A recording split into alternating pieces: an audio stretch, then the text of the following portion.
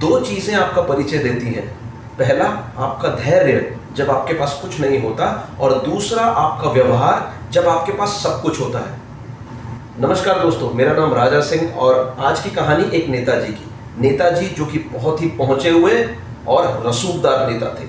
नेता जिनको कि अक्सर जी हजूरी बड़ी अच्छी लगती है, अपनी तारीफ सुनने में बड़ा अच्छा लगता है, हाँ में हाँ मिलाने वाले लोग हमेशा उनके इर्द गिर्द घूमते रहते हैं। ये नेताजी भी कुछ उसी किस्म के थे। एक दिन इन नेताजी के पास उनके एक कार्यकर्ता आते हैं और कहते हैं, नेताजी दूर गांव में एक बाबा जी ने अपना शिविर लगाया है, क्यों ना जाकर के मिले। नेताजी ने कहा क्यों नहीं, बिल्कुल ठीक है, और जाकर के मिल लेते हैं, बाबा जी का आशीर्वाद ले लेते हैं, अगले चुनाव में शायद जीत मिल जाए। और नेताजी बाबा जी के शिविर में जाकर के पहुंचते हैं। जब नेताजी बाबा जी के शिविर में जाकर के पहुंचते हैं, वो देखते हैं कि उस शिविर का माहौल काफी सौम्य और काफी निर्मल और काफी शांत था।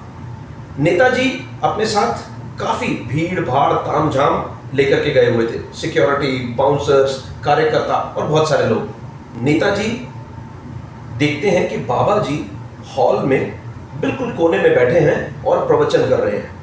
नेताजी हॉल में दाखिल होते हैं और पीछे खड़े हो जाते हैं, ये सोच के कि जैसे ही बाबा जी की नजर पड़ेगी वो दौड़ करके आएंगे, बाबा जी उठ करके आएंगे अपने आसन से और नेताजी का स्वागत होगा और आवभगत होगी, जैसा कि अक्सर नेताओं के साथ होता है। खड़े होने के बावजूद भी बाबा जी पे कोई फर्क नहीं पड़ा, वो अपने प्रवचन को जारी रखते हुए अपनी बातें कर रहे थे।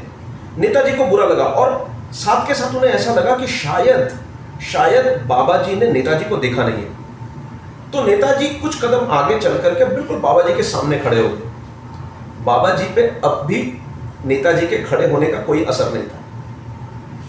नेताजी को यह बात बुरी लग रही थी। उन्हें लग रहा था कि आवभगत होगी, स्वागत होगा, आसन मिलेगा, बैठेंगे, चाय नाश्ता होगा, लेकिन ऐसा कुछ हुआ नहीं। अब नेता को बुरा लगा। अब नेताजी ने कहा, बाबा जी मिलने आए हैं, बात नहीं करोगे? बाबा जी ने कहा, बेटा बैठ जाओ, प्रवचन चल रहा है, थोड़ी देर में आपसे बात करते हैं। अब नेताजी की बात ईगो पे आ गई थी। नेताजी ने बोला, बैठ जाओ भीड़ में। अरे नेता कभी भीड़ में बैठते हैं? नेताजी खड़े रहे कि शायद थोड़ी देर बाद बाबा जी बात करेंगे, लेकिन ऐसा कुछ हुआ नहीं। कुछ मिनटों के बाद नेताजी को जब बहुत बुरा लगा, नेताजी ने कहा, ए बाबा, अगर बात नहीं की ना, ये जो तामझाम चल रहा है ना, ये जो लोगों को बुलाना, प्रवचन, सत्संग, ये जो ढोंग चल रहा है ना, लोगों को बेवकूफ बना करके पैसे लेने का, ये चुटकियों में खत्म कर दूंगा। नेताजी बिगड़ चुके थे, गुस्सा हो चुके थे। बाबा जी ने नेता की तरफ देखा और कहा, बेटा बैठ जाओ, कुछ ही मिनटों में बस कुछ भक्तों के सवालों के जवाब दे दूं, फिर मैं आपसे बात करता हूं। नेताजी कुछ मिनट खड़े हुए। अब नेताजी की बात इज्जत पे आ गई थी। अब नेताजी ने कहा, बाबा जी मैं जा रहा हूं और आपको ये आश्वासन देकर के जा रहा हूं, अगले 1 हफ्ते के अंदर आपका ये सारा तामझाम बंद, आपका ये मठ, आपका ये शिविर, आपका ये भक्त, आपका ये सारा ड्रामा खत्म। आज जो आपने मेरी बेइज्जती की है, इसके एवज में आपको यह हर्जाना देना पड़ेगा।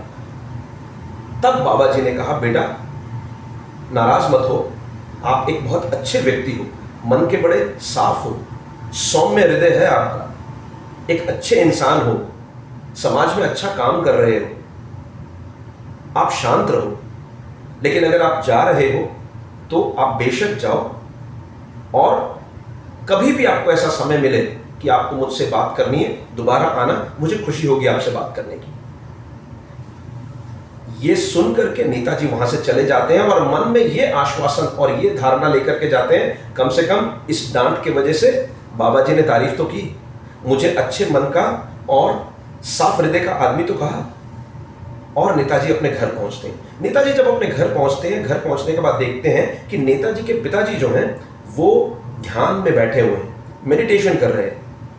नेताजी बैठते हैं अपने पिताजी के पास। जैसे ही मेडिटेशन खत्म होती है तो नेताजी ने अपने पिताजी को ये सारा एपिसोड बताया, ये सारी कहानी बताई, क्या हुआ, कैसा हुआ, किसने क्या कहा, बाबा जी को किस तरीके से नेताजी ने डराया और धमकाया। तब जो बात नेताजी के पिताजी ने कही, ये है इस कहानी का सार। नेताजी के पिताजी ने कहा, बेटा जो बाबा जी ने कहा वो उन्होंने तुम्हारी तारीफ नहीं की, उन्होंने अपना परिचय दिया।